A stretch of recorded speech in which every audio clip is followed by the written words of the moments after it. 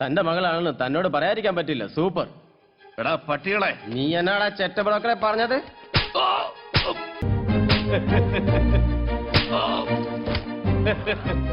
എടാ ശ്രീധര, നിന്നെ കൊന്നു തള്ളിയാൽ ഒരു പട്ടിയും ഞങ്ങളോട് ചോദിക്കില്ല.